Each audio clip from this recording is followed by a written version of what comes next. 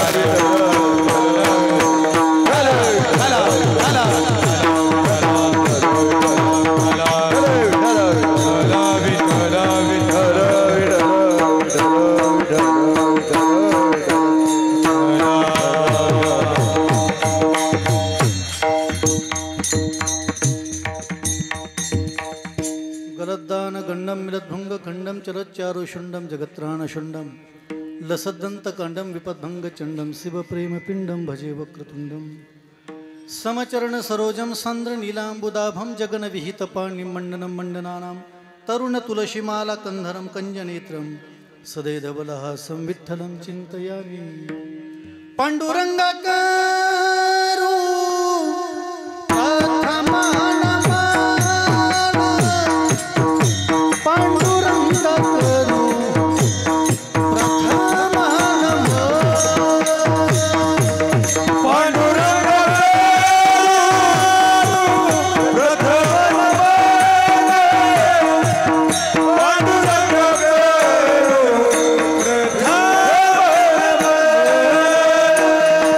Hallelujah.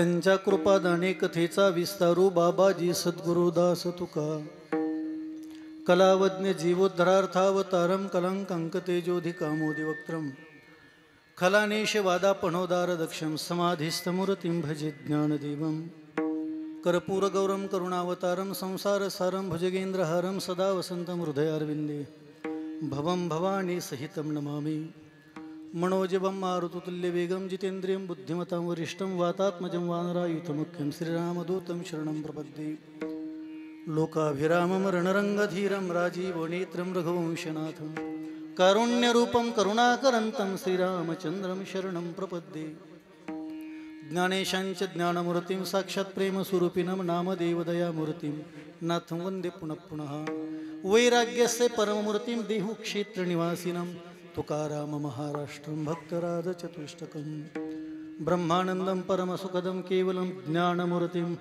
द्वन्द्वातीतं गगनसदृशं तत्त्वमस्यादिलक्ष्यम् एकं नित्यं विमलमचरं सर्वाधिसाक्षिभूतं भावातीतं त्रिगुणरहितं सद्गुरुं तन्नमामि। नमो सद्गुरु तुकया ज्ञानदीपा नमो सद्गुरु सच्चिदानंद रूपा नमो सद्गुरु भक्त कल्याण मूर्ती नमो सद्गुरु भास्करा पूर्ण कीर्ती मरणाही आधी राहिलो मरोणी मग केले म्हणे होते तैसे आता तुम्ही पहा आमुचे नवल नकावेचू बोल वायावीन।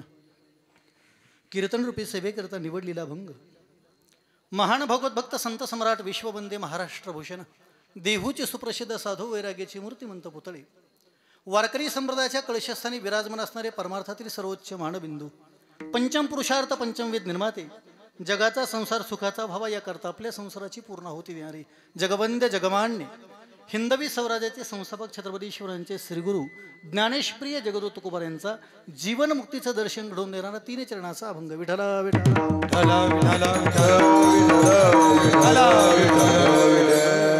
अभंग जगद्गुरु श्रींत तुकोबारायचा आहे। याच्यावत प्राणीमात्राचं जीवन जर डोळ्यापुढच्या जगतामध्ये सामान्य जीवापासून देवापर्यंत मुंगीपासून हत्तीपर्यंत पामारापासून मुक्तापर्यंत जीवदशेपासून शिवदशेपर्यंत अनाथापासून सनाथापर्यंत चाकरांपासून राजांपर्यंत मंगुशीपासून मुक्तापर्यंत साधकांपासून सिद्धांपर्यंत विषानंदापासून ब्रह्मानंदापर्यंत किंबहुना काश्मीरच्या नंदनवनापासून ते मलयगिरीच्या चंदनवनापर्यंत एकूण एक जीव स्वतःच्या जीवनाचा शेवट गोड व्हावा याकरता प्रयत्न करतो। आपलं पुण्यस्मरण हो या न हो आपली पुण्यतिथी कोणी साजरी करू या ना करू पण मृत्यूच्या समयापर्यंत लोकांनी रिस्पेक्ट मान द्यावा संपत्ती अमाप असावी बुद्धी क्षमता शून्य असेल तरी चालेल पण मानाची प्रचंड मोठ्या अपेक्षा ठेवून मनुष्य जीवन जगत असतो। माझी निंदा कोणी करू नये आयुष्यभराकरता कोणी मला अपमानित करू नये याकरता आयुष्याचे आयुष्य माणसं घडवतात पदरी येतं नेमकं याच्या अपोजिट ज्याच्याकरता लढावं ती माणसं निंदक बनतात ज्याच्याकरता सहकार्य करावं ती माणसं विरोधक बनतात ज्याच्याकरता जीवन समर्पित करावं ती माणसं आपली नव्हती हे शेवटच्या टोकाला कळावं आणि पश्चातापाने जीवन व्यर्थ होऊन जावं। तुकोबाराय म्हणतात मी माझ्या मरणाच्या अगोदर मेलो आता माझ्या मनात होतं ते माझं काम झालं अभंगाचं पहिलं चरण इथून पुढे मी जे वागे ते तुमच्याकरता नवल असेल तुम्ही माझ्या नावाची व्यर्थ बडबड चिंता करत बसू नका। अभंगाचं दुसरं चरण तुकोबारायच्या गाथ्यामध्ये 4 कोटी अभंगापैकी 3,99,958 अभंग संप्रदायाकडे उपलब्ध नाहीत 4,092 एवढ्या अभंगाची गाथा आहे। त्या 4,092च्या अभंग गाथ्यामध्ये तुकोबाराची विविध प्रकरणे त्यामध्ये व्यभिचार एक नावाचं प्रकरण आहे ज्याचे 25 अभंग आहेत जे तुकोबारा स्त्रियांकडे पाहून बोललेत त्यातला आजचा एक अभंग तुकोबारा म्हणतात हे स्त्रियांनो हे महिलांनो तुम्ही भयभीत आहात तुम्ही प्रपंच सोडून माझ्या संगतीत येऊ नका कारण मी उद्ध्वस्त होऊन संसार इथे ठेवून ठेवला आहे माझ्या संगतीत तुम्ही याला तर तुम्ही लोकनिंदेला पात्र ठरा का माझी अवस्था जीवनमुक्त आहे। अभंगाचा संपूर्ण अर्थ विठला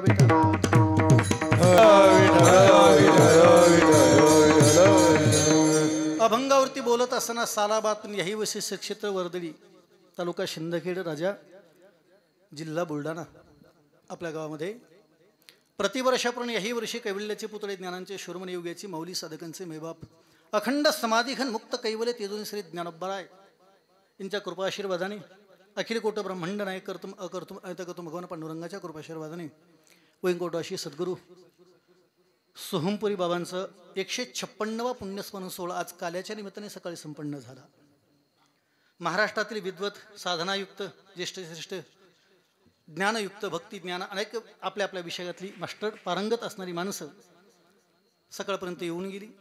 आजचा पुण्यतिथीचा कार्यक्रम विविध गावची मंडळी आपल्या आपल्या स्वतःची श्रद्धा, भावना, इच्छा म्हणून इथपर्यंत वारी घेऊन येतात, दिंडी घेऊन येतात. सोहमपुरी बाबाची कृपा घडावी. जी माणसं मठामध्ये आली, ज्यांनी ज्यांनी जो संकल्प केला तो पूर्ण झाला.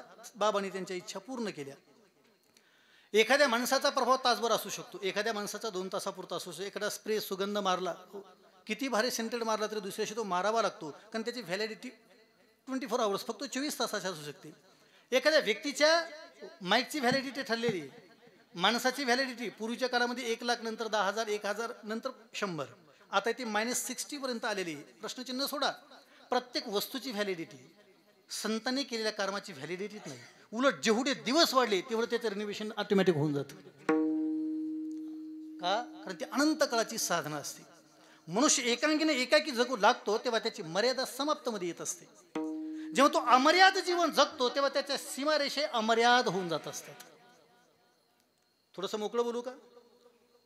मर्यादा त्याची असते ज्याचा वाढदिवस घरातली माणसं करतात. मर्यादा त्याची असते ज्याची पुण्यतिथी घरातली माणसं करतात. जी माणसं समाजाकरता जगतात त्यांची पुण्यतिथी जग साजरी करतं, त्याचा वाढदिवस विश्व साजरं करत असतं. 19 फेब्रुवारी 1630 जन्माला एक शरीर शिवनेरी प्रांतामध्ये, शिवनेरी किल्ल्यावरती जन्मालेलं शिवरायांसारखं एक शरीर 3 एप्रिल 1680 आजच्या दिवसाला ठेवलं. आज शिवरायांचं पुण्यस्मरण. आज शिवाजी राजांना ध्येय ठेवला. तारीख होती 3 एप्रिल 1680 आणि आज तारीख आहे 3 एप्रिल 2025. एवढ्या वर्षाचा कालखंड गेला. म्हणजे 19 फेब्रुवारी 1630 ते 3 एप्रिल 1680 50 वर्षाच्या कालखंडात एखाद्या व्यक्तीनं काम करावं आणि ते शरीर पडल्याच्या नंतर 350 वर्षापर्यंत आजही टोटल कंट्री ऑफ वर्ल्ड, विश्वातल्या संपूर्ण विश्वामध्ये जिथं जिथं शिवरायांची कीर्ती पोहोचली तिथे त्यांचं जयंती उत्सव संपन्न व्हावा. कौतुकाची घटना. ज्या सिंदखेड राजाला लखुजी राजे जाधवांचा मोठा इतिहास, त्यांच्याच कुळामध्ये जन्माला आली राजकन्या. 1598ला ज्यांचा जन्म झाला, 1598ला ज्यांचा जन्म झाला त्या राष्ट्रमाता जिजाऊ. स्वराज्याची प्रेरणास्थान राष्ट्रमाता जिजाऊ. स्वराज्याचे संकल्प शहाजीराजे भोसले, स्वराज्याचे संस्थापक शिवाजीराजे भोसले आणि स्वराज्याचे रक्षक संभाजीराजे भोसले. ह्या भोसले कुटुंबामध्ये काय कौतुक असेल महाराज, 2-2 नावाच्या अक्षराची माणसं होती. शिवाजी, संभाजी, शहाजी, मालोजी, राघोजी, विठोजी अशी 2-2 अक्षराची. जी हा प्रतिशब्द पुढे लागला जात होता. पण शरीर कधी कधी असं जन्माला येतं ना, विषयभर माणसं सुन्न होऊन जातात. आता छावाच्या निमित्ताने महाराष्ट्रासह संपूर्ण विश्वाला राजे काही कर्मणावात करू लागले लोकांना. आम्ही लहानपणापासून राजांना वाचत आलो, सांगत आलो. 14 मे 1657 पुरंदर किल्ल्यावरती धुरंधरच्या पुढे जन्माला आलेले युगंधर अर्थात संभाजीराजे. 11 मार्च 1689 32 वर्षाचा कालखंड. 8 वर्षे चतुर्वेदी श्रीमंत शंकराचार्य. 8 वर्षे चतुर्वेदी, द्वादशो सर्वशास्त्रकृत, षडशकृत्वा भाष्ये, द्वात्रिशु निरभ्यगः. 32 वर्षाच्या कालखंडामध्ये संपूर्ण विश्वाला एवढी फिलॉसॉफी, एवढं तत्वज्ञान दिलं. द्वैत अद्वैताच्या संबंधाने, एक नाही, परोक्ष अपरोक्ष ज्ञानाच्या अनुभूतीच्या संबंधाने. अस्ति ब्रह्मेती चेद्विद, परोक्ष ज्ञानमेवत अहम ब्रह्मेती चेद्विद, साक्षात्कार असं उच्यते. वेदांत प्रक्रिया सांगत असते. विचार सगळा पार गोदृष्टांत आलाय 4थ्या तरंगामध्ये. जेव्हा मानवाला संपूर्ण मानवतः मूल्य प्राप्त होतं तेव्हा त्याचं जीवन शरीर कोणाचंही पडतं. रामकृष्ण आले गेले त्या काही उसाचे पडले, इथं रामकृष्णाधिकाचे शरीर पडले गेले. पण जे शरीर कधीतरी पडतं ना, अनंत काळ शिल्लक राहतं. म्हणून आज सोमपुरी बाबांचा 156वा पुण्यस्मरण सोहळ्याचे आपण साक्षीदार झालो. आज जाताना परत बाबांचं दर्शन घ्यायचं, उद्याचं दर्शन घ्यायचं आणि एवढंच सांगायचं, 157व्या वाढदिवसाचे साक्षीदार करता आम्हाला जिवंत ठेवा, बाकी काही नको. एवढं फक्त म्हणत जा. बाकी ते द्यायचं ते देत राहतील. बाकी काय द्यायचं ते देत राहतील. मी भाग्यवाणी, आपल्या गावात मला 3ऱ्यांदा येणं झालं. सर्वात पहिल्यांदा सप्त्याच्या निमित्ताने माझे सहकारी मित्र ज्यांनी सुंदर गायलं ते आपल्या गावचं वैभव अनिल महाराजांनी बोलवलं होतं. बंडू महाराजांनी सुंदर साथ केली. कैलास महाराजांनी अत्यंत सुंदर गोड वाजवलं. इथं त्यांच्याकरता टाळ्या वाजवा. चांगलं वाजवलं. मला गाण्यातलं काही कळत नाही. तुम्ही दोघांनी मिळून कोणता राग गायला मला माहीत नाही. मला रागच येत नाही. मला फक्त राग येतो. म्हणजे राग काय येत नाही म्हणून राग येतो. पण वाजवण्यातलं मला चांगलं कळतं. ज्यातलं कळतं त्यातलं कळतं म्हणावं. मी हजारो पुरं वाजवायला तयार केलेत. मी वाजवतो हा कौतुक नाही. त्यांना विचारा मी महाराजाला. म्हणजे मी आत्ता वाजवलं की तुमच्या एवढ्या स्पीडनं माझा हात सध्या तयार आहे. 18 वर्ष वाजवलं ना, प्रारंभिक प्रवेशिका, प्रथम प्रवेशिका, पूर्ण मध्यमा, प्रथम मध्यमा, पूर्ण उपांत आणि विशारद 7ही एक्झाम फर्स्ट क्लास मी 2003च्या आत पास आहे. 2003ला माझं कंप्लीट झाल्यानंतर विशारद कंप्लीट झाल्यावर मी वाजवायचं थांबवलो. 1999 पासून विद्यार्थी शिकवायला प्रारंभ केला. केदार माझ्याकडे शिकतो. तिने थोडासा पकवा जावला तर घरातली सगळी मंडळी म्हणली महाराज पोरगा तयार झाला. काय नसते, वंशाचं पुण्य असतं, काही घटना सहजपणे घडून जातात. त्यामुळे ज्यातलं कळतं त्यातलं कळतं म्हणावं, ज्यातलं कळत नाही त्यातलं कळत नाही म्हणावं. वाजवण्यातलं कळतं, सुंदर वाजवलं, मुकले टुकले चक्रधार काही वाजवलं की कळतं त्यातलं, कारण शिकलो प्रॉपर. ज्यातलं कळत नाही त्यातलं नाही म्हणावं. गुरुवारी वैकुंठाशी 1999 साली मी सद्गुरू जोगमाला संस्थेमध्ये पाठाला होतो. रात्री ज्यांचं कीर्तन झालं माझे गुरुबंधू इथं बरेचसे मित्र येऊन गेले माझे. वयाने ते मला ज्येष्ठ आहेत, पण आम्ही एकत्र क्लासमेट आहोत. 1999 साली घुलेबा मला एक पाठात वाक्य बोलायचे. वैकुंठवाशी विठ्ठल बाबा घुले ते म्हणायचे, बोवा त्यांचे शब्द, बोवा माणूस आज्ञेने असणं हा गुन्हा नाही. रामदास शेठ बरं का डॉक्टर साहेब, माणूस आज्ञेने असणं हा गुन्हा नाही, तो आज्ञेने असताना ज्ञानी समजतो हा गुन्हा आहे. तानाजी मला बोलतो ना, मी कळते ना अध्यक्ष, आज्ञेने असणं गुन्हा नसतो. एखादी घटना येत नाही की येत नाही म्हणावं. शरद भाऊ, आपल्याला गाता येत नाही, वाजवता येत नाहीच म्हणून मोकळं हो, जगणं सोपं आहे. नेमकं असं होतं, ज्याला गात नाही ते गाता येत नाही ती माणसं माईक सोडत नाहीत. नाही कळलं, ज्याला गाता येतं त्याच्या पुढं देत नाहीत, ज्याला वाजवता येते त्याला वाजू देत नाही, बाकी त्याला बसून असं होतं नाही. एखाद्या मुलीचं लग्न झालं, सुनबाई म्हणून दुसऱ्याच्या घरात गेली. सासूने सांगितलं, सुनबाई आज जरा भाकरी करा खावा वाटायला, भाकरी कर बरं.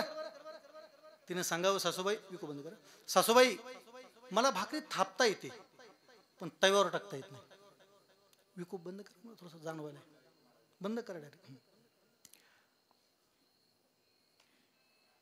म्हटलं ना मला जमत नाही की सासू सांगत असे, काय हरकत नाही, मी तुला बऱ्याचशा मुलींना जमतात ना भाकरी थापता येतात, पण चुली म्हणजे तव्यावर टाकतात त्या मोडतात, फाटतात. आमच्या पुण्यामध्ये एक IT क्षेत्रातल्या मुलीचा व्हिडिओ व्हायरल झाला होता. एक व्हिडिओ व्हायरल होता पुण्यामध्ये आमच्या IT क्षेत्रातल्या एका मुलीचा. त्या मुलीनं भाकर थापली, पण टाकायच्या टायमाला जेव्हा ती फटू लागली, मोडू लागली, तेव्हा तिने ती सुईनं शिवली आणि व्हिडिओ करून शिवली. लोक काय काय कमेंट करत होते, ती व्हिडिओ बाजूलाच. निकाजी साहेब आजची एज म्हणून बोलतो ते त्या खालच्या कमेंट वाचण्यासारखे असतात. प्रचंड कमेंट करू लोक. बऱ्याच जणांनी विचारला आता दोरा कुठं गेला असेल, कोणी सांगितलं आता त्या दोऱ्यासह खायची का, अशा शिवून भाकरी आम्हाला शिकवती का, असं असतं. नाही इतकी नाही म्हणावं. काही घटना कशा असतात, अज्ञान व्यक्त केली की जगणं सोपं जातं. अज्ञानात जगणं सोपं असतं. शिष्य होऊन राहिलं का की गुन्हा माफ असतो, गुरु झालं की गुन्हे माफ होत नाहीत. वृत्ती अपराधी सर्वत्र स्वामिनो दंडयिष्यते. गुरु होणं कठीण असतं. त्यामुळे पहिल्यांदा अनिल महाराजांमुळे येणं झालं. त्यानंतर दुसऱ्यांदा मी आपल्या सर्वांच्या समोर आलो. माझी एक विनंती बरं का, आमचे सहकारी मित्र धनुभाऊची माईक सिस्टीम सुंदर आहे, शिवशक्ती डिजिटल साऊंड म्हणजे अनेक ठिकाणी ते प्रसिद्ध आहे. फक्त बाकी तुम्हाला ह्या पोरांना एक सूचना द्या कार्यकर्त्याला, मला ना चप्पल पायात घेतली की राग येतो बा. माझं म्हणणं असतं, या मंडपाच्या जाण्याची हिंमत करू नये, करू नये. तुम्ही तिथे येऊन बसले मला बरं वाटलं, कारण तुमच्या पाठीमध्ये त्या बाळाला झोपलं, त्याच्या शेजारी चप्पल आहे, मग ती वारंवार दिसू लागली. मला डोळेसारखी पांडुरंग दिसावा ही माझी इच्छा असते. कारण मला माझं मोठेपण सांगायचं नाही, मी एका पायावर उभा आहे. माझा ॲक्सिडेंट झाला आणि त्या ॲक्सिडेंटमध्ये एक पाय माझा मांडीपासून तुटला. शेवटी 5.5 लाखाला नकली पाय हा पूर्ण. आता गाडीत बसलं की बटन दाबून बाजूला काढून ठेवायचं आणि मला रात्रभर गाडी चालवायची. 12 वर्ष एका पायावरती उभा राहिला असा एक संकल्प होता, तो यावर्षी पूर्णही झाला आहे. 12 वर्ष मी एका पायावरती उभा राहिला असं मी ICU मध्ये प्रार्थना केली होती. मला डोळे उघडले जेव्हा कळलं की डॉक्टरने आपला पाय कट केलाय. मुंबईला कीर्तन जात असताना गेट ऑफ इंडिया ताज हॉटेलच्या पाठीमागं आमदार अशोकजी धात्रक यांच्याकडे कीर्तन होतं. आमदार साहेबांचा फोनही झाला माझा, कुठपर्यंत आलात महाराज. मी सांगितलं खालापूरचा टोल नाका पास केलाय. असं बोललो अगदी 15 मिनिटांमध्ये गाडीचा टायर फुटला, गाडीचा ॲक्सिडेंट झाला. नंतर मुंबई पनवेलला नेलं, नंतर वाशीमध्ये हिरानंदाने हॉस्पिटलला ॲडमिट होतो मी. 3 इडियट्स नावाचा जो मूव्ही ना, त्याच्यामध्ये फ्रुटीत नावाचा जो हॉस्पिटल आहे तिथं मी ॲडमिट होतो. पण जेव्हा सकाळी उठल्या कळलं की डॉक्टरने आपला पाय मांडीपासून कट केला, तर फाटलेला पाय मी बाहेर ओढून काढला होता. BP प्लस मायनस नव्हता. शिवरायांना सांगायचे, चेहरा पाडून कसं जमेल, चेहरा पाडून कसं जमेल. राजांना सांगायचे ते जगावं लागेल. मी दर महिन्यात एका किल्ल्यावरती चढतो, कौतुक नाही पण सांगावं तर लागेल ना. दररोज एका किल्ल्यावरती, दर महिन्यात एका किल्ल्यावरती जातो. 2 करता आले तर ठीक आहे, पण जातो तर नक्कीच, चढत जातो. गेल्या वर्षी केदारनाथला गेलो. चला जोपर्यंत एक ठेवला तोपर्यंत चला, दुसरा गेला बसू. जात राहावं माणसानं, जगत राहावं, काही फरक पडत नसतो. आपल्यापेक्षा भयानक लोकांकडे दुःख आहे, जगत राहावं, काय नाही. माझं तर वैयक्तिक मत आहे, वैकुंठवाशी ज्यांच्याकडे माझं पखावजाने संस्कृत झालं, पांडुरंग महाराज वैद्य बाबा म्हणायचे, माणसाने साधना करणाऱ्या माणसाने कधी चेहरा पाडायचा नसतो. साधना करणाऱ्या माणसाने जीवनात कधी खेद, अरे लोक तुझं दर्शन घेतात, इन्स्पायरेड असतो, लोकांची प्रेरणास्थान आहेस, आणि तुझ्यासारखा मनुष्य देगाला कथन करलं तर काय जगावं, काय जगायचं, कोणाचा संबंध नाही. 24 तास परमार्थ करायचा आणि चेहरे पडून बसायचं काही कारण नसतं. बुद्धिमान माणसाने चेहरा पाडायचा नसतो. गेल्या महिन्यात माझ्या मित्राचा चेहरा पडला होता. त्याला म्हणलं काय काय झालं, तो म्हणलं तो मूर्ख भेटला मला असं म्हटला. मी म्हणलो काय गोड बोललास, तो मूर्ख असून तुझा चेहरा पडतो, मग तू बुद्धिवान कसला. मूर्ख माणसं जर आपले चेहरे पडत असेल मग आपल्या बुद्धीला शून्य किंमत झाली ना. आय एम अ ब्रिलियंट म्हणायचं तर मग तसंच दिसलं पाहिजे चेहरा, साधारण जगावं. मी कौतुक सांगायला उभा नाही, पण मला याचं मूल्य कळायला लागलं. 5.5 लाख रुपयाला जर्मन आणि अमेरिका ॲडोबॉक नावाची कंपनी आउट ऑफ कंट्री आणला. भारतात जे पाय उपलब्ध होतात ते पाय स्ट्रेट राहतात, वाकत नाहीत, जे पुढचे फूट. हां, मला मांडी घालून बसता येतं. विदाऊट क्लचची गाडी असते, पण ठीक आहे, चालता येते, ते काय तसं शहाणपणा नाही, पण या संबंधाने बोललो. पण मी प्रसन्न आहे, मी प्रसन्न आहे. आणि शेवटच्या मृत्यूच्या समयी माझ्या पत्नीला मी बोललोही, मृत्यूच्या समयी माझा चेहऱ्यावरती हेच तेज असेल. का, कारण मी रात्रंदिवस ईश्वराकरता समर्पित आहे. या विषयाकरता गेली 35 वर्षाचं समर्पण आहे माझं. काल परवा का 32-33 वर्षाला मी कीर्तन करतो, समर्पित आहे ना. त्यामुळं अभ्यास करणाऱ्या, साधना करणाऱ्या माणसांनी निव्वळ पैशाकरता जगू नये. आत्मउन्नती करताय कधीतरी जगावं, आत्मउद्धाराकरता कधीतरी जगावं, लोककल्याणाकरता कधीतरी जगावं. आल्याबरोबर मला शरद भाऊ डॉक्टर साहेबांचं कौतुक सांगू लागले की या परिसरामध्ये छोट्या मोठ्या काहीतरी घटना असेल ते चार्ज पाहत नाहीत, एखाद्या व्यक्तीचा विषय पाहत नाहीत, हे की नाही. आपल्याकरता तर जगावंच लागतं ना, जगावंच लागतं, पण समाजाकरता जगावं लागेल ना. आपल्याकरता जगणारे माणसं काउंट केल्या जात नसतात माझे भाऊ, समाजाकरता जगणारे माणसं लोकांच्या लक्षात राहतात. आज जवळजवळ माझ्या मित्र, जवळजवळ म्हणण्याचं काय, महाराष्ट्रातल्या सगळ्या लोकांच्या स्टेटस शिवरायांचा फोटो आहे, अनेकांचे व्हिडिओ आहेत, अनेकांचे भाव आहेत, अनेकांचे शब्द आहेत. एवढ्या प्रतीचे, ते राजे काय कोणते काय जातीचे धर्माचे नाही हो. विषय आमचे गुरुजी बोलायचे, वैकुंठवाशी विठ्ठल बाबा चौधरी, मोठे बाबा म्हणत होते ना. मोठे बाबांना म्हणायचे पाठामध्ये, बुवा विश्वपुरुषाला जात आणि धर्म नसतो, विश्वपुरुषाला जात आणि धर्म नसतो. उलट मोठी माणसं जर जातीत ओवली की ती माणसं छोटी होत असतात. तर मोठ्या माणसाला कधी आपलं म्हणू नये. जी ती माणसं फक्त शरीराने कुठतरी जन्म घेत असतात, ती त्या माणसं त्या समाजाची नसतात, न ती त्या जातीच्या धर्माची नसतात, ती केवढ्या प्रथेवरती जन्मलेल्या असतात. एक फिलॉसॉफर आहे जगभरातला, एक प्रचंड फिलॉसॉफर, नाव सांगतो मी त्याचं, म्हणजे आपल्याला त्याचं वावडं असेल पण मी नाव सांगतो. त्या व्यक्तीचं नाव doctor Acharya Rajneesh Osho, Osho. Never born never die, only visit to this planet earth, हे त्याच्या समाधीवरचं वाक्य आहे. आमच्या पुण्यात जर कधी आला तर कोरेगाव नावाचं पार्क आहे, तिथं त्यांची समाधी आहे, आणि त्या समाधीवरचं वाक्य, ओशो नावाचा व्यक्ती कधी जन्माला नाही, ओशो नावाचा व्यक्ती कधी मेला नाही, तो फक्त पृथ्वी नावाच्या उपग्रहाला भेट देण्याकरता आला होता. हे जगणं असतं, हे जगणं असतं. समर्पण बुद्धीनं जगणाऱ्या माणसाचं जगणं स्वतंत्र. पण तुकोबारायचा आजचा अभंग हा जीवनमुक्तीतला अभंग आहे. जीवनमुक्ती शब्दाचा अर्थ फार गोड आहे. मरणाचे काही प्रकार केले आहेत, मरणाचे काही प्रकार केले आहेत. मरण हे 2 प्रकारचं असतं, एक शरीराचं आणि एक मनाचं, एक शरीराचं आणि एक मनाचं. आमचे गुरुजी त्याची व्याख्या करायचे, पंचदशीमध्ये व्याख्या अशा आलेले, श्वासोश्वास थांबणे, ब्रेथ, रेस्पिरेशन, श्वास हा एकवचनी शब्द, रेस्पिरेशन, श्वासोश्वास थांबणे आणि इच्छा शिल्लक राहणे. श्वास थांबलाय पण इच्छा बाकी आहेत, त्याला म्हणतात मृत्यू. या उलट इच्छा मेले आणि श्वास चालू, याला म्हणतात जीवनमुक्त. क्रिया नासे भवचिंता नासोस्वात वासनाक्षयो वासनाप्रक्ष मोक्ष सा जीवनमुक्ती रिच्यते. म्हणजे जेव्हा इच्छा मरतात आणि तरी श्वास चालू असतो, ती अवस्था प्राप्त झाल्याच्या नंतर मुखातून जे शब्द बाहेर पडतात त्या अभंगाचं पहिले चरण. मरणाही आधी राहिलो मरोनी, मरणाही आधी राहिलो मरोनी, मरणाही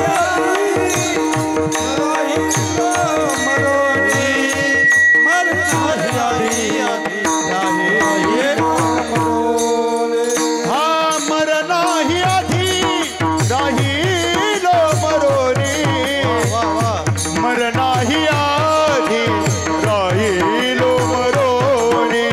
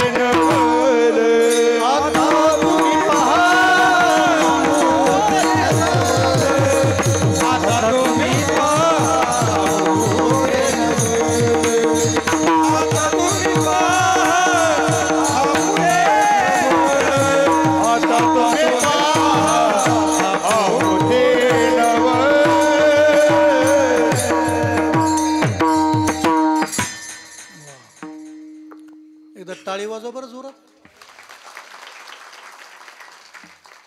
माईकचा आवाज येतो कुठे? हा कुठे गावातलाच आहे? एक सूचना सांगायची विसरलो.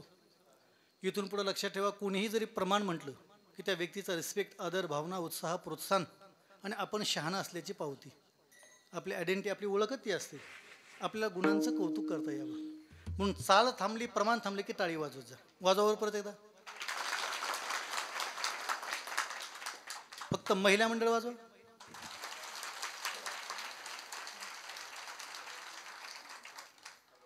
पुरुष मंडळी काय कार्यक्रम आहे का?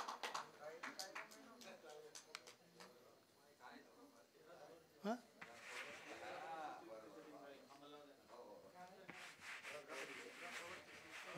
तर त्याला सांगा सकाळी कर म्हणा. मी 450 किलोमीटर आलो म्हणा. नाही ठीक आहे, ते बरोबर आहे, पण आता नको करू. कोणत्या टायमाला काय करावं हे न कळतं औषध बरं का. पायातला बुट काढत होता. विठाला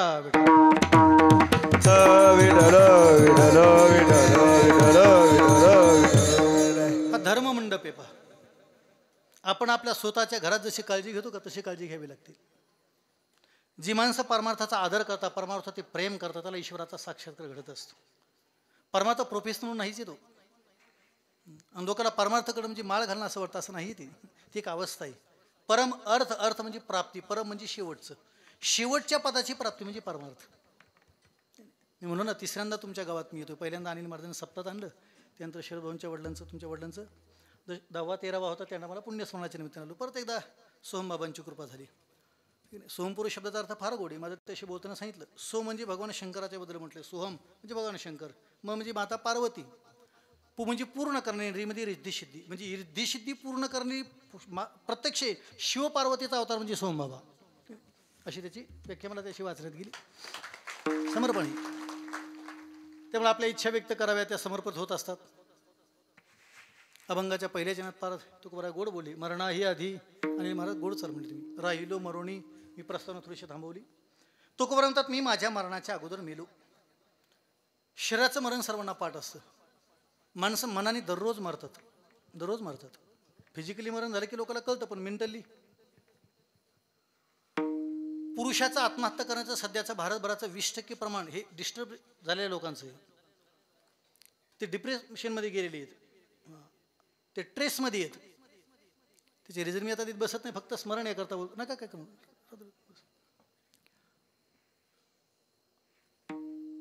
परत एकदा महिला मंडळ टाळी वाजवा. काय माझी एक सवय, मला कीर्तन बसल्याने माणसं प्रसन्न लागतात. उगं ते बळत धरून आणलेली माणसं मला पटतच नाहीत. माझं म्हणणं कीर्तन माणसाने प्रसन्न राहावं. कारण कीर्तनात रंग भरणं वेगळं आणि कीर्तन होणं वेगळं. कीर्तनाचा रंग भरावा असं वाटत असेल तर 5 माणसाला सारखं वागावं लागतं. सारखं गाणारा, वाजवणारा, बोलणारा, ऐकणारा आणि माईक सिस्टीम. यातला एकही व्यक्ती मायनस कमी झाला तरी कीर्तन रंगत नाही. गायक तयारे, वादक तयारे, कीर्तनकार विद्वाने, माईक सिस्टीम चांगली, बसणाऱ्या माणसाने चिरे पडले, कसं रंगल? कित्येक माणसं समोर बसतात नुसतं पाहतात, 2 तास चेहरा हलत नाही. आणि लोक म्हणतात, महाराज हे आमच्या गावचे हुशार. म्हणलो कशाच्या जीवावर? हे कशाच्या जीवावर हुशार? प्रसन्न राहावं माणसाने. समोर बसणाऱ्या माणसाला 9 रस कळावे लागतात. शृंगार, हास्य, करुणा, रुद्र, वीर, भयानक, अद्भुत, बिवस आणि शांत. वक्ता ज्या रसात, ज्या लयमध्ये बोलतो तसा चेहरा व्हावा लागतो. त्याला श्रोता म्हणतात. वक्त्याने विनोद केला तर इच्छा नसताना हसावं लागतं. नाही कळलं? समोर बसला ना, रिस्पॉन्डरची जबाबदारी ती. इच्छा नसतं तरी हसावं लागतं. आता तर हसा. केवढं मोठं दुर्दैव मला हसा म्हणा. हसावं लागतं. माझा एक मित्र, त्याचे वडील मूर्ख आहेत. तो म्हणा तुम्ही कसं डिक्लेअर? आम्ही डिक्लेअरच करून टाकले. कारण ते दर महिन्यात एक नवीन मूर्खपणा करतात. दर महिन्यात.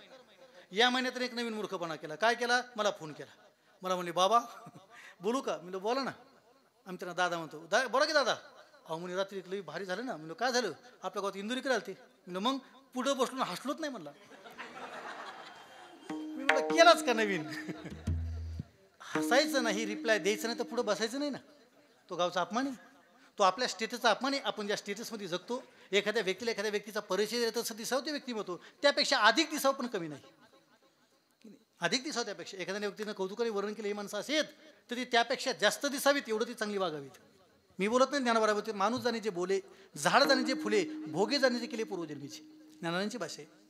ज्ञानाबरोबर म्हणतात तो व्यक्ती तसा दिसावा लागतो प्रॅक्टिकली. तो कोण म्हणतात शरीराचं मरण सर्वांना कल्पना आहे. माणसं मनाने मारतात. मरणाची एवढी मोठी संख्या आहे महाराज.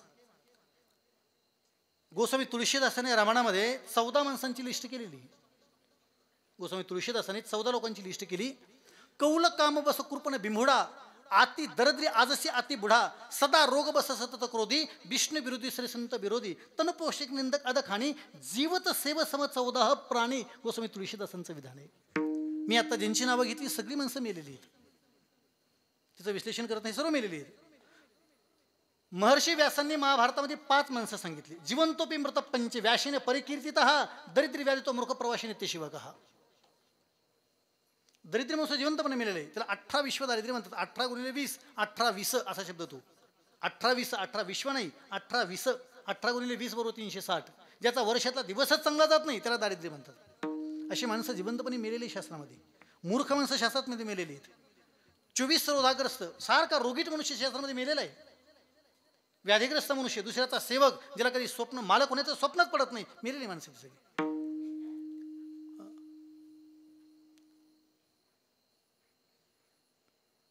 चाणक्याने 6 माणसं सांगितलीत. आचार्य चाणक्याने अशी 6 माणसं सांगितलीत जी जिवंत मेलेली आहेत. मी तुम्हाला सांगतो आता मोजाबर, म्हणजे माझा वेळ संपेल, आपला वेळ वेळेत जाईल. फक्त किती माणसं मोजायची? पटकन बोला पूर्ण. किती? मोजा. कुग्रामो असा कुलहीने सेवा कुभोजनम क्रोध मुख्यस्य भार्या विध्वस्य कन्या मृकस्य पुत्र विनाश अग्निनाम शिटरंते कायम. की झाले? मोजले नाही का? बरोबर, परत मोजा. कुग्रामो असा कुलहीन शिवा कुभोजनम क्रोध मुख्यस्य भार्या विध्वस्य कन्या मूर्खस्य पुत्र. हे झाले? याला मराठीत सांगू का? फक्त आपला नंबर कुठे लागतो जनतेने पहा. अर्थ सांगतो मी, त्याचं डेफिनेशन, त्याची व्याख्या क्लिअर करतो. फक्त आपला नंबर लागतो का नाही हे जनतेने पहा. आपण जिवंत का मेलो? त्यातला पहिला व्यक्ती कुराम असा. आपण ज्या गावात राहतो, आपण ज्या घरात, ज्या फ्लॅटमध्ये राहतो, त्या घराच्या शेजारचा डाव्या उजव्या साईडचा माणूस आपल्याशी दररोज भांडत असेल तर त्या करत्या व्यक्तीचं जिवंतपणे मरण आहे. शेजार भांडणारा भेटणं हा मृत्यू आहे शास्त्रामध्ये. त्यामुळे तो लोकांनी शेजारचा चांगला पाहावा लागतो, नाही तर सगळ्या बाजूने कंपाऊंड. नाही कळलं? बायको सारखी सांगती, सारखी भांडती बायको नवऱ्याला, सारखी सांगती. धुण्यावरून, कपडे वाळू घालण्यावरून, सारून घेण्यावरून, पाणी भरण्यावरून, भांडे घासण्यावरून सारखे. नवरा म्हणतो 2 दिवस थांब, 2 महिने थांब, शिंदखेड राजा 2 वर्ष समजूत काढत असतो. मृत्यू असतो, मृत्यू. अधिक त्याचा विस्तार करत नाही. पहिला व्यक्ती कुग्राम असा. दुसरा व्यक्ती कुलहीन शिवा. याचा अर्थ सांगू का? बुद्धिवान माणसाला परिस्थितीमुळे मूर्ख माणसाचा सेवक होण्याची वेळ येणे हे जिवंतपणे मरण आहे. घडतं नाही असं कधी कधी? आपण ज्याच्या गाडीमध्ये बसतो त्याच्यापेक्षा आपल्याला खूप काही कळत असतं, पण त्याची चूक कळलं की उतरावं लागतं, म्हणून गप्प बसावं लागतं. नेहमीच बुद्धी दारिद्र्यात जन्माला येते आणि श्रीमंतीमध्ये बुद्धी मायनेच जाते. काय करतं काही कळत नाही भाऊ. गावचे हुशार पोरं गरीब असतात आणि लोक त्याला वेडे समजतात. कौतुकच आहे. हुशार असतात ते पोरं. हे मरण आहे. आपण बुद्धिमान असताना मूर्ख. विधान करू नये पण बोलतो थोडंसं.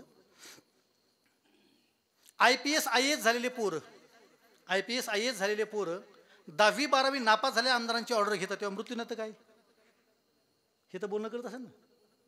जर नाही सही केली की चंद्रपूर, गडचिरोली हा मृत्यूच आहे. सही करण्याचा ऑर्डर घेण्यात नीट हा मृत्यू नव्हतं काय? अरे 18 घंटे स्वतः झोकून घेतलं, समर्पण झालंय, मृत्यूच्या. मला 2 माणसं आठवतात चांगली.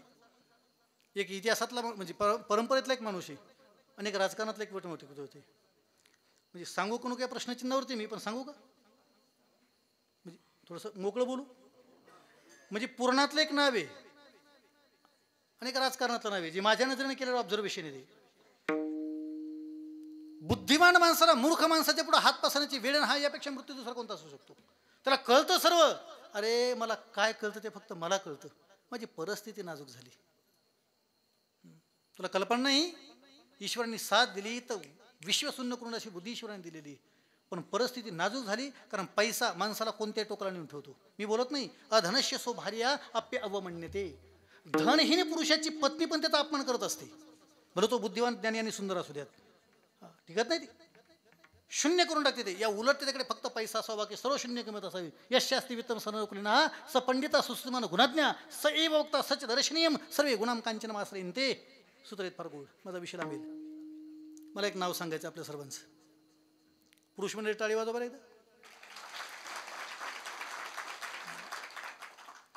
त्या व्यक्तीचं नाव आहे महाभारतातले महर्षी भीष्म. तुम्हाला त्यांचं का नाव घेतलं, मला नाव सांगायचं त्यांचं याकरता. एवढी मोठी ताकद होती भीष्मामध्ये, म्हणजे 18 अक्षोणी सैन्यामध्ये कृष्ण जर सोडला, परिपूर्णतम श्रीकृष्ण अन्यवही एक कार्यार्थमा गत्यम कोटीम कार्यचकार. हा परिपूर्ण असणारा कृष्ण अवतार. कृष्ण सोडला तर सेकंड जर कोणाचा नंबर लागतो तर भीष्मांचा लागतो. पण समोर स्वतःच्या सुनाचं वस्त्रहरण झालं, शब्दाने बोलले नाही. शब्दाने बोलले नाही, शिरपंजेरी पडली. त्या टायमाला द्रौपदी समोर गेली. भीष्मस्तुती पहा भागवतातली. शिरपंजेरी पडले आणि तेव्हा ज्ञानाच्या गोष्टी सांगू लागली. द्रौपदी बोलली, भीष्म पितामह, विश्वाचा संहार करण्याची ताकद तुमच्यामध्ये होती, बोलला नाहीत तुम्ही. तुम्हाला राग नाही आला काही? माणसाला राग येत जावा, अधूनमधून राग येत जावा. मोठ्या माणसाला राग येत जावा, पण कधीतरी येत जावा, कधी नाही येत जावा. भीष्माला तेव्हा यायला पाहिजे होता. एवढ्या मोठ्या माणसाला राग आला नाही तर इतिहासाने त्याने कथा शून्य केलं. याच्या पुढचं दुसरं नाव सांगतो. एक त्याच्यापेक्षा छोटा माणूस होता, पण त्याला योग्य वेळी राग आला. त्याचं नाव आहे जटायू. जेव्हा राजा रावणाने शेतीचं अपहरण केलं आणि जाऊ लागलं ना, नाथ दशाने ही दशकिन्ना, माझी अवस्था ज्या रावणाने केली असं ते नंतर सांगितलं.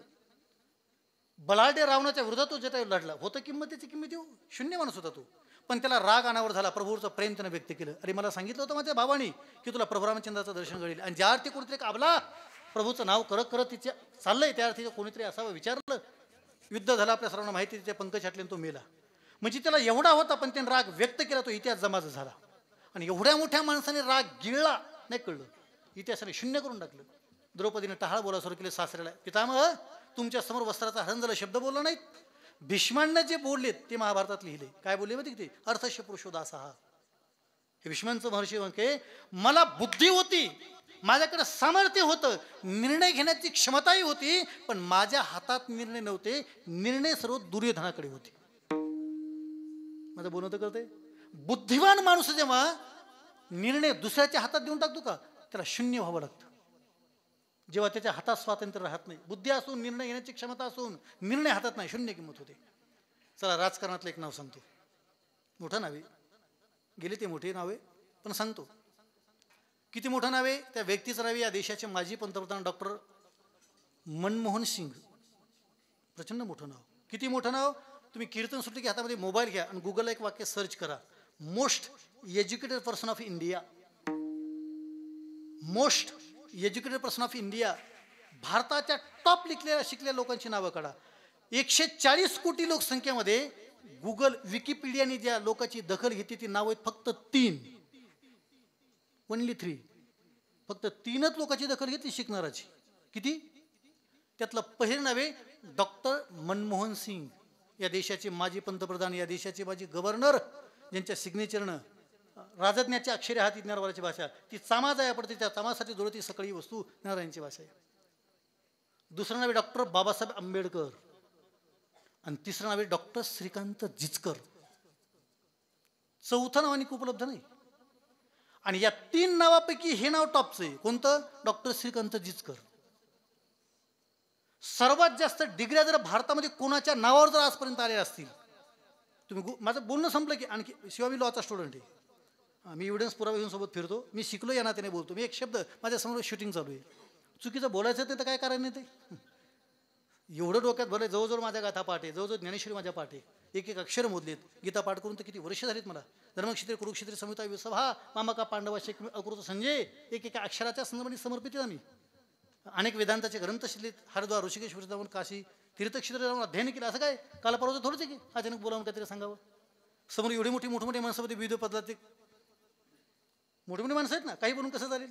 पूर्वी एखादा व्यक्ती चुकीचं बोलला तर क्रॉस चेकिंग करायला पर्याय नव्हता. आता तुमचा शब्द स्पेल मिस्टेक होईल ते करेक्ट दाखवतं. आता मोबाईल आहे. हा मोबाईल म्हणजे अर्धा भगवानी नाही, कळलं? अर्धा भगवानी.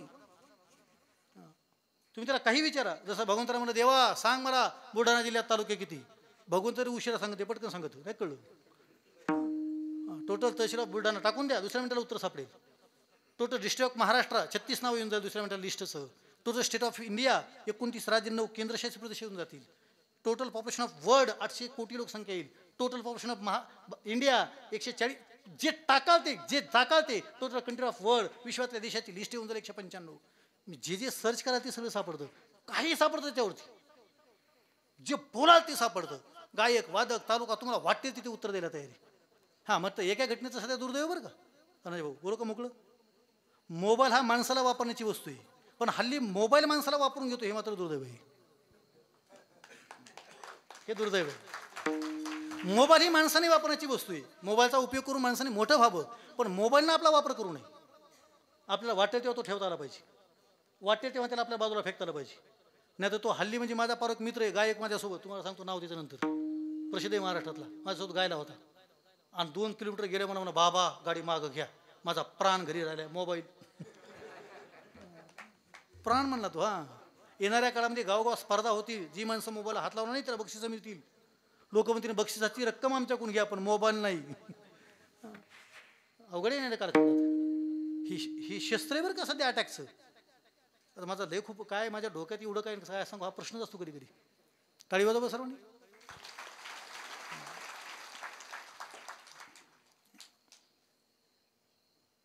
पूर्वी माणसं हाताने मारामाऱ्या करत होते, नंतर ते काठीवर आले, नंतर ते दगडावर आले, तलवार भाल्या चाकू सुरा कोयता, नंतर ते बंदुकीवर आले, नंतर पिस्तूल टेनगन, नंतर ते अणुबॉम्बपर्यंत पोहोचले. आता जरा जास्त पुढे जातो.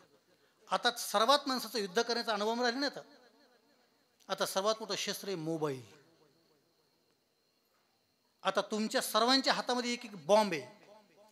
माझ्याकडे 2 आहेत, आता तुझ्याकडे बॉम्ब आहे. ते बॉम्ब तुम्हाला कसं काय बोलताय.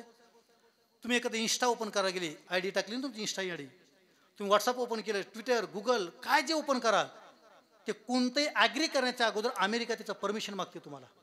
तुमचं सर्व सिक्रेट आमच्याकडे राहील. ओके तुम्ही म्हणता ओके.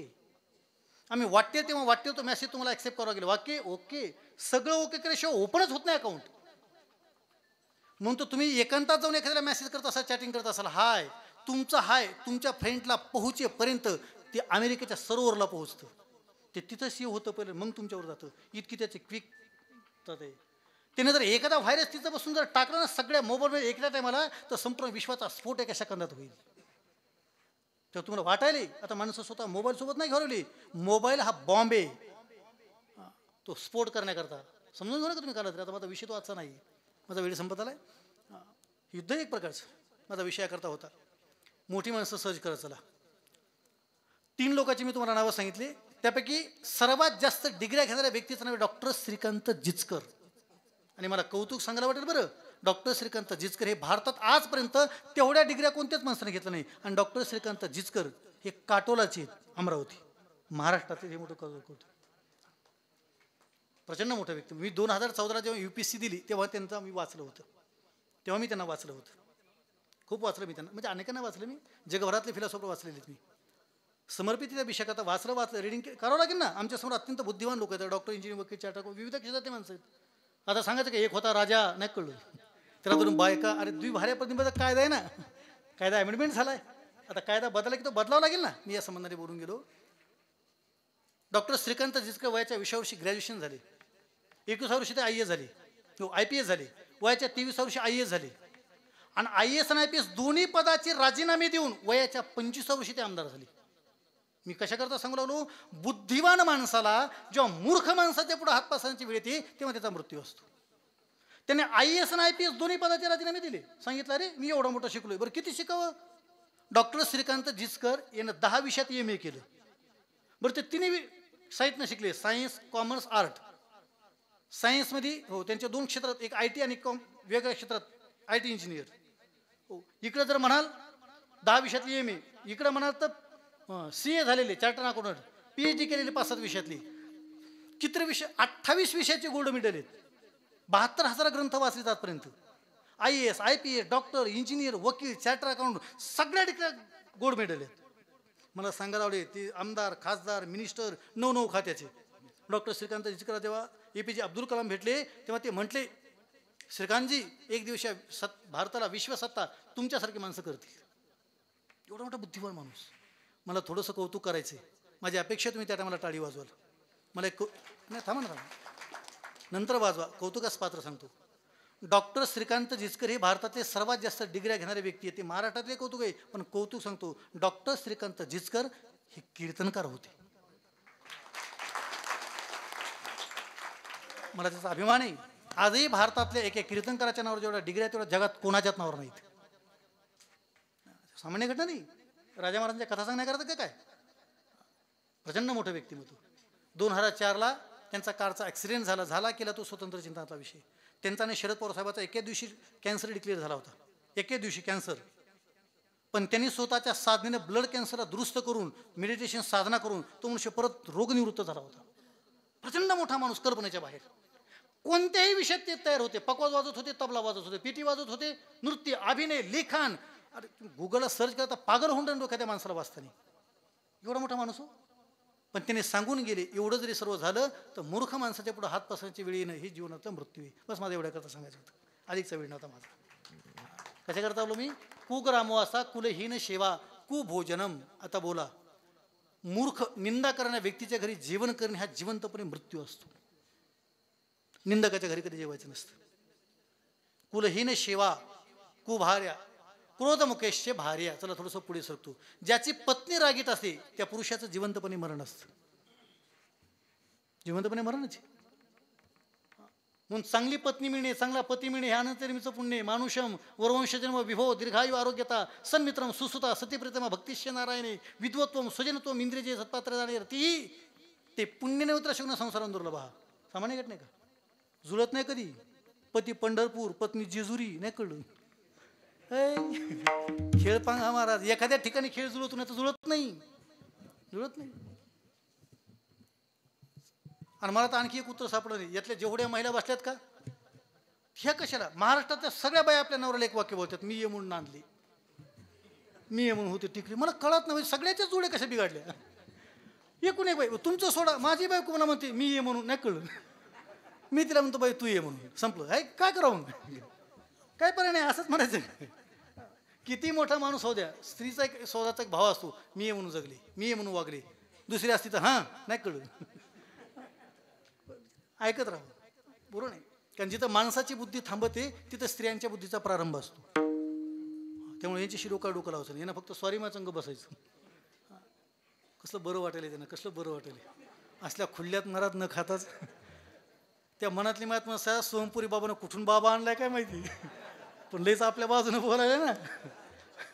इतके दिवस कुठं होता रे, बोलायचं ना अगोदरच. त्यांच्या मनासारखं ना. स्त्रियांची प्रचंड बुद्धी असते. माणसाला 5 सेन्स असतात डॉक्टर साहेब, स्त्रियांना 6 सेन्स असतात. निघायचे साहेब कळलं ना? 6 सेन्स. माणसाचा रामदास शेठ प्लसमध्ये केला की तो स्त्रियांचा 6 ठरत असतो. स्त्री बुद्धिमान असते. अरे बापरे, तुम्हाला कल्पना नाही. बाईला लई दिसतं लांबचं. आता आपल्या सगळ्याला फक्त इथपर्यंत दिसतं, यांना मंडपाच्या मागचं पण दिसतंय. तुम्हाला कसं ते त्यांनाच विचारा, दिसतंय त्यांना लई लांबचं दिसते कुठाला पण. तेव्हा आपल्याला वाटतं बाई नजर खाली नजर नाही, ती किलोमीटरच्या माणसाला शोधून ठेवते. तिने किलोमीटरचा माणूस जर नजरेने पाहिला तर त्याच्या अंगावरचा एकूण एक कपडा तिला पाठ होतो. एवढी नजर तीक्ष्ण असते. त्याला आय सेन्स म्हणतात.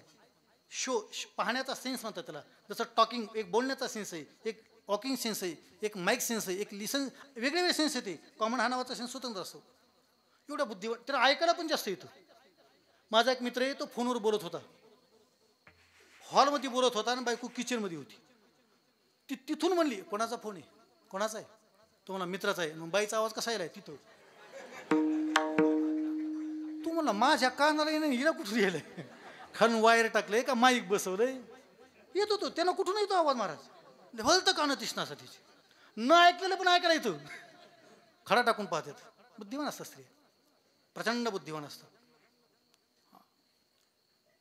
आता तुमच्यावर बोललं असतो लय वेळ जाईल, नाही तर खरंच बुद्धिमान असतात.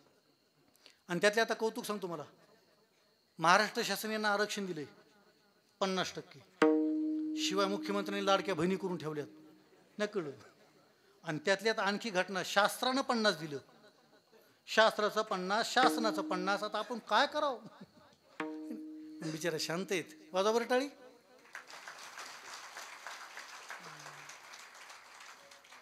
पण या नाही जोरात वाजालेत ना, मग असं कसं? पण वाक्य नीट आहे का बरं का? वाक्य कळलं नसतं तर परत टाळ्या वाजवायच्या नाही तुम्ही. वाक्य असे, ज्या पुरुषाची पत्नी रागीत असते त्या पुरुषाचं जिवंतपणे मरण असतं. आपल्या घरी पाहुणे न्यायचे तर नाही न्यायचे हे माणसाच्या हातात नसतात.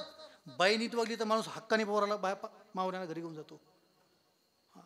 कोणत्या माणसाची हिंमत नसते घरी घेऊन जाण्याची? ज्याला माहिती ना मी किती पाहुणे नेले तर बायको चेहरा पडत नाही, तो आत्मविश्वास, महाराज जेवायचं आपल्याकडे बरं, महाराज चहा घ्यायला जातात बंगल्यावरती. ही म्हणण्याची हिंमत तेव्हा होते जेव्हा पत्नी सपोर्टेड असते. माझा एक चांगला मित्र आहे, चांगला प्रसिद्ध वादक आहे. तुम्हाला म्हणा घरी चहा घ्यायला चला. आम्ही मला जायची घाई नाही, मला चलाच म्हणला. अरे मी मला उशीर झालेला नाही भाऊ, बाबा 2 मिनटं चला म्हणला. चला तर चला. घरी गेल्याबरोबर ते अगोदर दोघांचं भांडण झालं होतं. मला काय माहिती मला कशाला घरी येऊन गेले. ते गेल्या मला हय हय शितोळे महाराज आलेत, चहा ठेव. ते मी आले तर काय करू, चुलीत घालू? मला ते दोघात झालं पण ते आवाज मला आला ना. त्याला वाटलं महाराजांनी ऐकलं की नाही काय म्हणजे. म्हणलं महाराज तुम्हाला काय आवाज आला का? म्हणलं नाही नाही नाही आपल्याला मी नाही काय ऐकलं. म्हणजे फक्त येऊ का, मला उशीर झाला. नाही नाही मला 2 मिनिट थांबा ना. नाही मला ऐका ना, मला जाऊ द्या. त्याला कळलं महाराजांनी ऐकलं आणि परत येऊन मला सापंदी करायला. महाराज ती फक्त तोंडात फटकळी, आत नुसती साखर आहे. मी म्हणतात चहा साखर अन्नात का हिला टाकतो? माणसं सपातून येतात महाराज. स्त्रीने सांगा बरोबर का? आपल्या पुरुषाचा रिस्पेक्ट पतीचा किती करायचा फक्त ह्या निर्णय घेऊ शकतात. म्हणून ज्याची पत्नी रागीट, स्त्रीचे काही गुण आहेत, कार्यशिवंत्री, करणेशुदाशी, बोधिशुमाता, शिनेश्वरंबा, धर्मानुकुला, क्षमया, धरित्री, षडगुण्यमती प्रतिवर्तन, हे पातिव्रतीचे लक्षणचे गुण आहेत स्त्रीच्या अंगातले. मी या संबंधाने बोलून गेलो. ज्याची पत्नी रागीट त्याचं जिवंतपणे मरण. चला मला मरण सांगायचंय. मरणा ही आधी राहिलो मरोणी. किती लोक झाले? आणखी पुढचा व्यक्ती आहे का? विध्वश्य कन्या. ज्याच्या घरामध्ये विधवा मुलगी असते त्या घरातल्या बापाचं जिवंतपणे मरण असतं. कारण बाप मुलाचं अपयश पचवू शकतो, मुलीचं नाही. सजेती जातीचा मत्सर आणि विजिती जातीचं आकर्षण हा निसर्गाचा नियम असतो. अनिल महाराज म्हणून तो प्रत्येक बाप म्हणतो माझ्या पोराला लग्नात एखादी वस्तू कमी पडेल पण पोरीला काही कमी पडणार नाही. वाटेल तेवढा खर्च करू पण पोरगी आनंदात राहिली पाहिजे. बाप पुरीच्या डोळ्यातलं पाणी पाहू शकत नसतो, कारण बाप प्रचंड पोरीवर प्रेम करत असतो. म्हणून ते बायकोला माहीत असतं. म्हणून तर तिला कुठं फिरायला जायचं असेल ना आणि तिचं नवऱ्या म्हणे ना चला ना आपण फिरायला जाऊ, नाही नाही वेळ नाही, लई कामं पडलीत. ती पुरीच्या काना घरून जाते. मग पुरी जाते पप्पा आपल्या फिरायला जायचं. बाप म्हणा कधी जायचं? ती म्हणली तुम्हाला सुट्टी. ते म्हणा सुट्टीची मला नाही कळलं. मग सांगू का आईला? मग हिला कळतं आईनंच पाठवली. बापाच्या पुढे जात नाही. 1760 कामं सोडतो बाप पोरी करता. पण त्याच्या समोर जर त्याचा जावाई गेला ना आणि पुरीचं कपाळ मोकळं झालं तर विधवा स्त्रीचं पुरीचं डोकं पाहून बाप हा मृत्यू पावत असतो. तो मनोमन मृत्यू होत असतो. बोलत नाही, तो बोलत नाही, पण शास्त्र सांगतं त्याच्या अंतःकरणात 24 तास मृत्यू असतो. विध्वश्य कन्या मूर्खस्य पुत्र. हा मूर्ख मुलगा जन्माला की बापाचा मृत्यू असतो. आता याच्यावर तुला विस्तार करता येईल. वरमेको गुणीपुत्र नजे मूर्खो शतानपी एक चंद्रत मोहंती नचे तारा शतानपी जने जनेश भक्त जने या दाताया शूर नहीं ते जने वांज भली क्या खोबे गेनूर.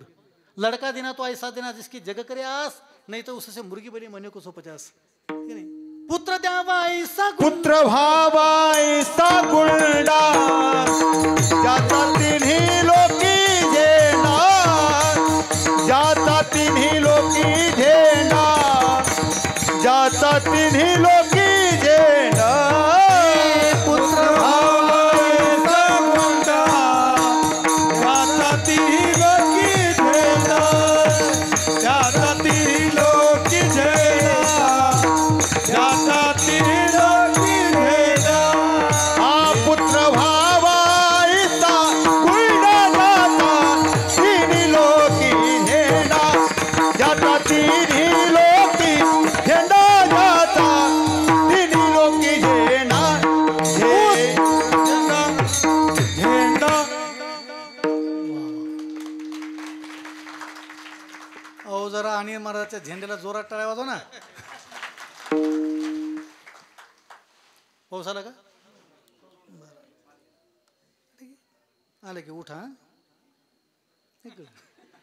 तसं मी उरकलंच घेतलेलं आहे म्हणून तर मी जास्त प्रमाणात म्हणा इकडे तिकडे घुसाना.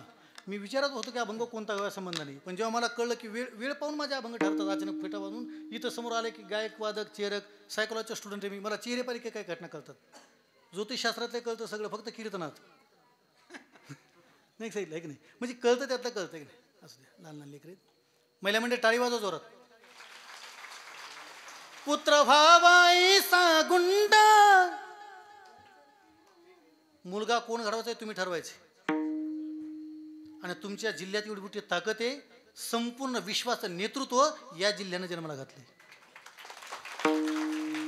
काय माती असेल ही, काय माती असेल ही, काय त्या मातीत ताकद असेल, विश्व त्या मातीकरता पागल झालेले.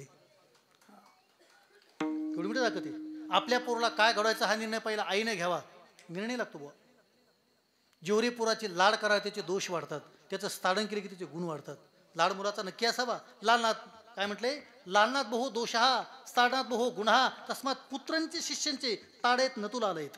लालयत पंचवर्षांनी दशवर्षांनी ताडेत प्राप्त तो षोडशवर्षे मित्रम पुत्र वदाचरित. मी पोरं शिकवतो माझ्याकडे, आता केंद्र आहे तसे मुलं आहेत, बस त्या घटनेचे लाड सर्व घटनेचे असावेत. आपले पोरं त्याशिवाय घडणार नाही बरं का. आमच्या गुरुवारांचं वाक्य बाबांचं, ते म्हणायचे लाडातली पोरं म्हणजे कुंडीतली झाडं, लाडाची पोरं म्हणजे कुंडीतले झाडं. आता डोंगराच्या झाडाचं नवल काय सांगायची गरज आहे का. डोंगराच्या झाडा जसं कुंडीतल्या झाडाला पाणी घातलं नाही की त्याचा चेहरा पडतो, नाही कळलं. कुंडीतल्या झाडाला पाणी घातलं नाही की ते मान टाकतं. शेतातली रानातली भाट्याची पाणी घाला नका घालू, स्वतः मुळ्या सुचून कोण तगड जगत. तसे पुरासे स्ट्रॉंग बनवा, मस्त बनवा. कल्पना करून मी याकरता बोलो, मूर्ख मूर्खा जन्माला की बाप, कित्येक बापा असं म्हणतात मनातली मनात, याच्यासारखा पोरगा जर देवाने मला दिला असता ना तर महाराष्ट्र पेटवला असता. ही म्हणण्याची बापाला वेळ येते, विचारा जरा त्याला. गायकाला येते, वादकाला येते, कीर्तनकाला येते, आमदारा खासदाराला येते.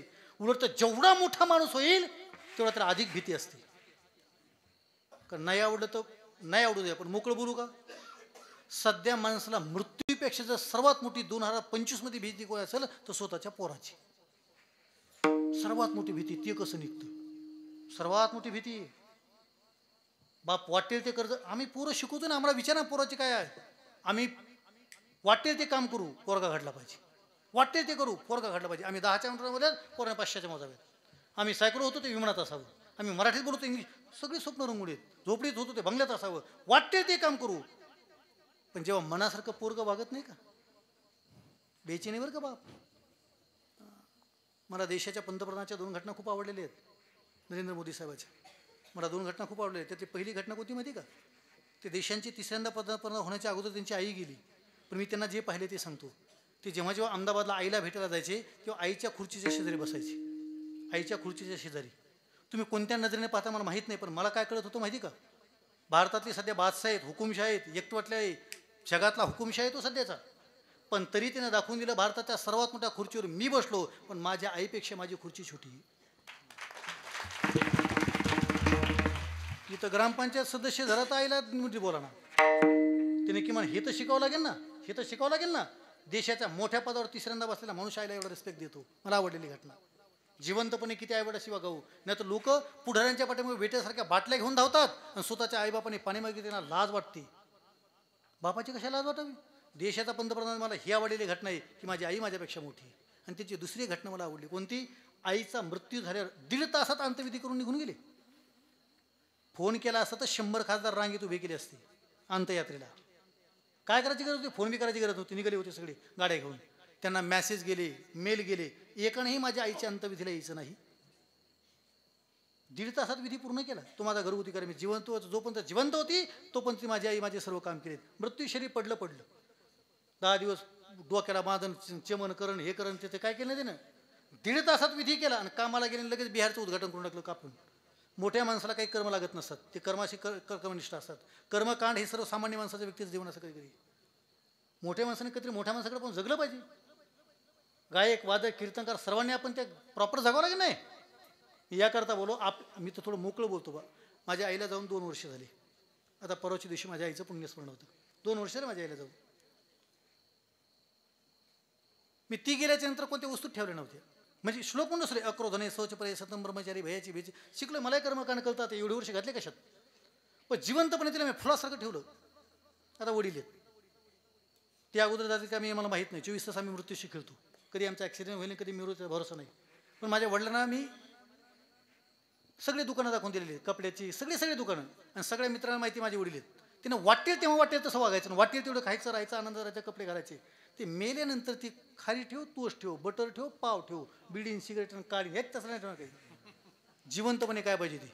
जिवंत चहापणे म्हातारा चहा म्हणून मिळलं, नंतर किटलीनं वाचला नाही कळलं.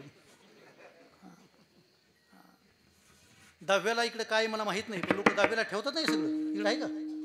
हां नाही, 10व्या 12व्या ठेवतात ना आपल्या आवडीच्या वस्तू, गेलेल्या माणसाच्या. हां आवडीनिवडीच्या वस्तू ठेवतात ना, कावळा शिवण्याकरता ठेवतात ना आवडीनिवडीच्या वस्तू. तुम्हाला मी सांगतो तसं वागा, तुमच्या सर्वांचे कावळे शिवतील. तुमच्या घरचं जर कोणी मेलं ना, म्हातारा म्हातारी, त्याला काय आवडतं मी तुम्हाला आत्ता सांगून टाकतो. त्यांचं आवड मी सांगतो तुम्हाला बसल्या जागी. त्यांना आवडत होतं माझ्या जिवंतपणे 2 भावाच्या वाटण्या होऊ नयेत. आणि थोडं मोकळं बोलू का, तुम्हाला राग येणार नसेल तर. नाही आला तरी आता मी लगेच गाडी बसून जाणार आहे. भावाच्या वाटण्या होतात हा शब्द आहे, पण तो रॉंग आहे. आज तुमच्या आयुष्यात पहिल्यांदा एक शब्द ऐकाल, कधीच भावाच्या वाटण्या होत नाहीत. भावाच्या वाटण्याच होत नाहीत कधीच. मला भावाच्या वाटण्या झालेल्या कधीच पाहिल्या नाही मी. वाटण्या होतात त्या जावाच्या.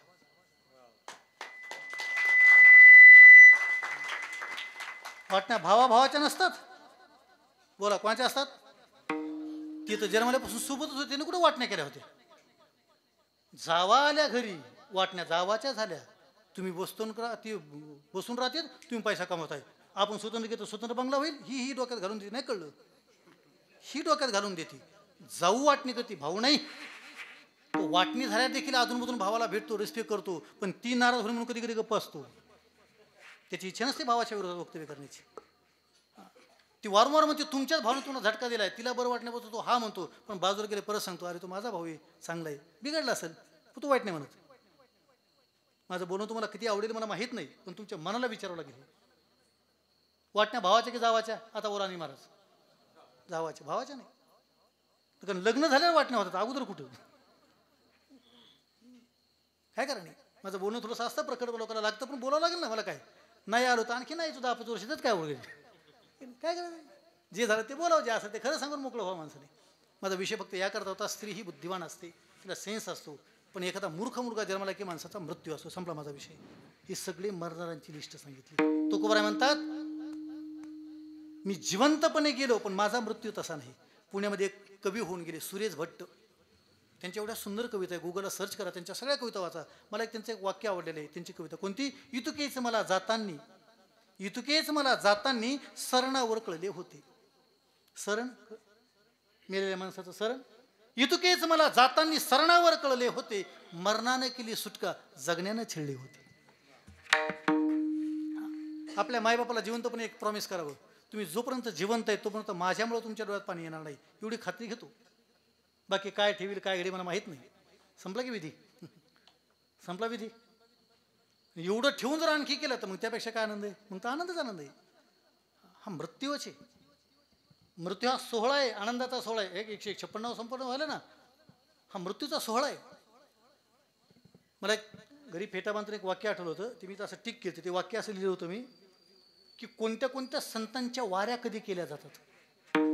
आज मला ते आलेला सांगितलं ना, आपली चर्चा झाली होती, वारी तुमच्याकडून दिंडी होणार अशी चर्चा झाली होती ना. तेव्हा टायमाला मला ते वाक्य सुद्धा, तुम्ही शेजारी बसले होते, नाही का, कोणातरी पेन घेताना वाक्य लिहिले. ते वाक्य काय लिहिले माहिती का मी हातावर? हे वाक्य असं लिहिलंय, हे आजच्या दिवशी वारीला दिंडी होऊन आली म्हणून जो व्यक्ती ज्या दिवशी जातो त्या व्यक्तीची ती वारी असते. म्हणून तर आळंदीची वारी ही एकादशीची वारी नाही, आळंदीची वारी ही कार्तिक वद्य त्रयोदशीची वारी आहे. कारण ज्ञानोबाची समाधी त्रयोदशीला आहे. बीजेची वारी एकादशीची वारी नाही, म्हणजे देहूची वारी. तुकोबाराची बीज द्वितीया, शुक्ल पक्षात जे येते ती द्वितीया, आणि द्वितीय पक्षात जी येते वद्यामध्ये ती बीज. दुसऱ्या तिथीला प्रतिपदेनंतर बीज म्हणतात. द्वितीया हे पहिल्या पक्षात म्हणत असतात, म्हणजे पहिल्या 15 दिवसामध्ये. नाथांची वारी म्हणजे जेव्हा जेव्हा पैठणला जायचं असेल तर एकादशी नाही जायचं. पैठणला जायचं असेल तर षष्ठीच्या दिवशी जायचं. दर महिन्याच्या षष्ठीला पैठणला जायचं. कारण ही नाथांची वारी षष्ठीची आहे, एकादशीच नाही. ते आपण एकादशीला जातो, नाही पावत. ते तुम्हाला कोणी सांगितलं मला माहीत नाही, विचारून घ्या. जो संत ज्या दिवशी जातो ती त्याची वारी असते. म्हणून आचार्य सुला सोहमपुरी बाबाची पुण्यतिथी म्हणून तर विविध क्षेत्रातील माणसं इथं आली तर वारी. आजचा दिवस तर मुख्य दिवसाचा दिवस आहे ना. मी विचारलं हे काल्याच्या दिवशी संध्याकाळी कीर्तन कुठे माणसं असतील की नाही. श्री भाऊला म्हणलो एक तर कधीतरी करणार तर मला एकटा उभा करताना मी जाणार एवढं लांबून ते नाही नाही. आज आमच्या बाबांची पुण्यस्मरण त्याशी पुण्यतिथी 16 तर त्या दिवस आहे. आणि इथं माणसं सर्व दिंड्या घेऊन येतात, पालख्या घेऊन येतात, रात्रीचं थांबतात. गावातली माणसं आहेत. आज उदासीन वाटण्यापेक्षा सगळी माणसं हजर राहतील म्हणून मग चांगला संकल्प आहे, काय हरकत नाही. तरी मला त्या दिवशी आमच्या मित्रांचा फोन आला, तुमचं बोलणं झालं धनभाऊ. ते म्हणलं काला ते म्हण नाही श्रद्धावान माणसं आहेत आणि मी पाहिले नाही सगळे आलेल्या सगळ्याचे प्रसन्न मन. सर्वांना एकदा टाळी वाजवा बरं. मला मृत्यू सांगू द्या या संबंधाने सांगितलं आता थांबतो. मरणाची बरं जगाच्या पाठीवर माणसाला सर्वात मोठी भीती कशी असते तर मरणाची. अगा मर हा बोलणं साहती. सर्वात जास्त कशाची भीती माणूस भीतो कशाला मरणाच भीतो ना. आता आपल्या हातात मोबाईल आहे, आपण त्या मोबाईलात जपाल पण मग आपण गाडीत निघून कोणतरी आपल्या कानाला रिव्हर्वर लावला आपण मोबाईल फेकून देतो, घेऊन टाक तुला नाही कळलं. मृत्यू दिसल्या जगातलं काही नको सापडलं नसतं. लोक म्हणतात पाहिजे ती वस्तू घे, मारू नको मारू नको. जिवंत राहता आणखी काहीतरी करेल कारण मृत्यू तुकोबराचं जिवंतपणे मरणा ही आधी राहिलो मरोनी मी माझ्या मरणाच्या अगोदर मेलो. कारण तुकोबराला एक सांगायचं आहे माझ्या इच्छा संपल्यात, माझं जगणं संपलंय. फक्त हे जे शरीर का पंचमहाभूताचं हे नाही कारण महाकारण देह स्थूल देह सूक्ष्म देह कारण हे संपूर्ण पंचकरण पाहून घ्या. मी 7वीत असताना शिकलो. हे संपूर्ण पाहून घ्या. हे सगळे शरीर पडणार आहे. वात पित्त श्लेष्मजन्ये व्याधे कुरुसचरो दुर्गंधितो कुरपतो दहा भंगात तथा पंचदशी श्लोक आहेत. हे शरीर पृथ्वी आप तेज वायू आकाश पंचमहाभूताने क्रिया झालेलं कधीही पडणार आहे. त्याचा परिणाम होऊ नये. उलट माझ्या मनात होतं 4 वेदी तुकोबराचा 5वा वेदी 4 पुरुषार्थ धर्मार्थ का मोक्ष तुकोबराचा 5म पुरुषार्थ आहे सदैव वैकुंठ गमन. जे माझ्या मनात होतं ते मी केलं म्हणून तर माझा मृत्यू आता कधी शरीर पडत मला त्याच्याविषयीची भीती वाटणार नाही. उलट इथून पुढे मी जे वागेल ते तुमच्याकरता नवल असेल. दुसरं चरण आता तुम्ही पहा मोते नवल. आता तुम्ही पहा मोते नवल. आता तुम्ही आता तुम्ही पहा मोते नवल. तुको गोया बिन नकगी तुकोला गोया बिन. आता तुम्ही पहा मोते नवल.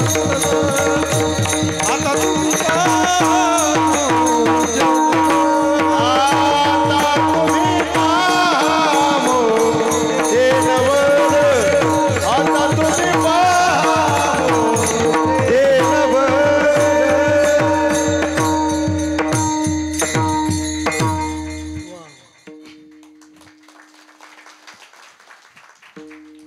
नाराज आहेत का नाही ना. वाजवून टाळ्या जोरात वाजवा जोरात. दोघं तिथून अशा टाळ्या वाजवल्या. आता कोणता प्रकार नवीन म्हणलं. आता तुम्ही पहा मूचे नवर. आता तुम्ही पहा आमुचे नवल. आता तुम्ही पहा आमुचे नवल. नकवेच बोल वायावीन. आता तुम्ही पहा आमुचे नवल. टाळी वाजून मला मला बी वाजवचा ना शेठ. आज कसं मला भूक लागते ना. तुमच्या नादाने माझं कंबर सुटलं. तसं कंबर सुटलं काय बांधलं काय त्याची फक्त मर्यादा आहे. हे कसंही बांधलं त्याची काय नाही, याची फक्त मर्यादा आहे. कंबराला उपरनं बांधणं शब्दाचा अर्थ काय शास्त्री नाही. वारकरी संभ्राच्या पूर्व कीर्तनकारांनी दंडक घालून दिला की वक्त्याने कंबराच्या मर्यादित ठेवून बोलावं, कंबराच्या खाली बोलू नये. ही त्याची पहिली संकल्पना आहे. की त्याला मर्यादा आहे, यापेक्षा दुसरं काय नाही. त्याने मर्यादित बोलावं. वक्ता आहे, हजारो लोक तुझं पाहत असतात, बोलत असतात, माता भगिनी आहेत. मर्यादा सांभाळावी वक्त्याने. दंडक येतो यापेक्षा काही नाही. दंड घातलेला आहे. प्रत्येक घटनेचा दंड असतो. बांधून ठेवणे त्याला दंड म्हणतात. त्याने बांधलं यापेक्षा काय असतं. झालं झालं. गोड सर म्हणजे बंडू महाराज. छान. टाळी वाजवा एकदा. करा भजन. विठोबा रखुमाई.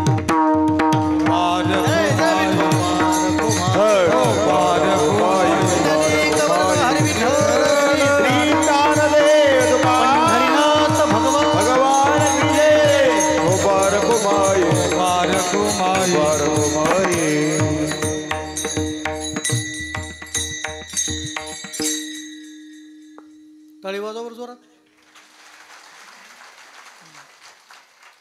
काय बोले मला मधले झोपलेले दिसणार ना. ते टाळी वाजल्यावर झोपलेले जागी होत असतील. आणि ते झोपले म्हणतो काय झाले काय लोक म्हणतो झोपला होता टाळी वाजव. त्यामुळे अधूनमधून कोणाकडे तरी हात करण्यापेक्षा हे नवीन शस्त्र वापरतो मी. वाजवा टाळी. आता यातल्या घरी गेल्याच्या नंतर एकमेकाला म्हणतात वाजव टाळी. अबा घरी जाताना आता प्रसन्न चेहरा घेऊन जा. तुम्ही घरी गेलात ना घरात झोपलेल्या माणसाने तुमच्या चेहऱ्याची प्रसन्नता पण विचारा बा तुम्हाला क्यू लड्डू फुट रे काय झाले त्याला सांगा कीर्तन ऐकून आलो. नाही तर तुम्ही घरी जाणार घरचे म्हणजे काय झाले कीर्तन. तुम्ही किती मोठा त्याग केला माहिती का. गेली 2 तास तुम्ही मोबाईलला हात लावला नाही. आणखी काय त्याग पाहिजे. नाही कळलं. हा केवढा त्याग आहे. हे मोठं वैरागी आहे सध्या. हां माणसं ते हातला केवढं मोठं. मग एवढा मोठा त्याग केला तर मग प्रसन्न जागावं. बसलो तर ना आता प्रसन्न ठेवून बसायचं. मी तर एवढा खुश असतो ना. आता मला सांगायचं नव्हतं पण तरी सांगतो. मी जर सकाळी पोहोचलो ना आता पोहोचायला उशीर होईल मला. पण मी जाऊन घरी पोहोचलो नंतर 2 तास झोपलो उठलो. मी उठून बसलो की हसतो. हां मी हसतो. बायको मला विचारते काय झालं म्हणून मी आज जिवंत आहे. मी हसतो. मग ती हसती मग दोघं मिळून हसतो. झालं सुरू आमचा संसार. पण मी हसतो खुश असतो. जगातलं 7 मिरेकल ऑफ वर्ल्ड जगातलं सर्वात मोठं आश्चर्य कोणतं असेल तर आपण जिवंत आहेत. प्रसन्न राहतो 24 तास. हे नाराज नव्हते कशानं काय कारण आहे. शेवटचं कीर्तन कधी माहिती नाही ना. मी माझ्या आयुष्यातलं पहिलं कीर्तन ज्या गावात गेलं ते गाव माझ्या लक्षात आहे. पण शेवटचं कुठं होणार काय माहिती. तानाजी महाराज. त्यामुळं दररोजचं शेवटचं एवढ्या आनंदात करायचं. मस्त आनंदात आहे की नाही. आणि मग म्हणायचं आता तुम्ही पहा आमचे नवल. आपलं जगणं लोकांना नवल वाटावं आपलं वागणं लोकांना न वाटावं. आता माझ्याकडे दुसरी एक लिस्ट होती पण वेळेस संपला. फक्त स्मरण करून येतो. एक यादी सांगितली मी तुम्हाला जी माणसं जिवंत आहेत पण मेलीत. पण अशी एक यादी जी माणसं मेलीत पण जिवंत आहेत. आजचा दिवस ज्यांचं शरीर पडून 350 450 वर्ष झाले पण तरी ते शरीर जिवंत आहे. 4 फेब्रुवारी 1608 तुकोबाराचं शरीर जन्माला आलं. 9 मार्च 1650 तुकोबा वैकुंठाला गेले. 42 वर्षाचा कालखंड आजही तुकोबाराचं नाव जिवंत आहे. 15 ऑगस्ट 1275 ज्ञानोबाराचं शरीर जन्माला आलं. 27 नोव्हेंबर 1296 22व्या वर्षी ज्ञानोबारांनी समाधी घेऊन ध्येय तिथे ठेवला. आजही त्यांचं शरीर जिवंत आहे. 1533 ते 1599 66 वर्षाचा कालखंड गेला. आजही शरीर जिवंत आहे. हे मोठी माणसं आहे की नाही. 1857च्या उठावाचे कारण जेव्हा डोळ्यापुढे येतील ना तेव्हा तात्या टोपे झाशीची राणी लक्ष्मीबाई मंगल पांडे ही नाव आयुष्यभर कधी विसरता येणार नाही. ही माणसं गेली का नाही. पण आजही ती माणसं 1857 म्हणजे किती उठावणी जागी आहेत. 1857चा उठाव. ते मंगल पांडेचं 5 वर्षाची होती. घराच्या बाहेर खेळ खेळत होते. चिखलाची गोळी केली होती. त्याच्यात एक काडी रोवली होती. त्याला एक दोर बांधली होती. त्याला हार घातला होता आणि त्याचं काहीतरी करू लागली. वडिलांनी पाहिलं नवीनच काहीतरी चालले. आवाज दिला मंगल काय करतो बारा. बालपणातलं उत्तर आहे बाबा मी झाडं लावतो. झाडे कशाची झाडे बाबा विषयाची झाडे आहेत. विषयाची का लावतोस बाबा ही झाड आता मोठं होणार. याला फांद्या येणार याला पानं येणार याला फुलं येणार याला फळं येणार. मी ही फळं तोडणार इंग्रजाला खाऊ घालणार. इंग्रज मरणार या देशाला स्वातंत्र्य मिळणार. बापाच्या डोळ्यात पाणी आलं याला काय कळतं रे स्वातंत्र्य. कोणी शिकवलं बाळा. तुम्ही काल तुमच्या मित्राला म्हणत होते ना जोपर्यंत आपण या देशाकरता फाशी स्वीकारत नाहीत तोपर्यंत देशाला स्वातंत्र्य मिळणार नाही. बाबा मी लग्न तिच्याशी करतोय म्हणून तर no admission for Indians and dog अशा ब्रिटिश अधिकाच्या पाट्या होत्या. इथं भारतीय व्यक्तीला आणि कुत्र्यांना प्रवेश नाहीत. तिथेही त्याने स्वतः 26 वर्षी फाशी स्वीकारली. जिवंतपणे आता शरीर कधी पडू द्या यावश चंद्र दिवाकर हे नाव जिवंत राहतील. जिवंत ती तुकोबारांची ते लिस्टच आहे. आता माझ्याकडे भरती मोठी लिस्ट पण याकरता बोलो आता तुम्ही पहा आमुचे नवल आमचं मरण आमचं जगणं जगाकरता नवल. तुकोबारा कुणाकडे पाहून बोले अभंगाचं शेवटचं चरण. कामने तुम्ही भयभीत नारी म्हणे तुम्ही भयभीत नारी म्हणे तुम्ही भयभीत नारी तुका म्हणे तुम्ही भयभीत नारी कैसे संसरी तुम्हा कैसे संसरी तुम्हा आता तुम्ही पहा आमुचे नवल आता तुम्ही पहा आमुचे नवल कैसे संसरी तुका म्हणे कैसे संसरी तुम्हा आता तुम्ही पहा आमुचे नवल आता तुम्ही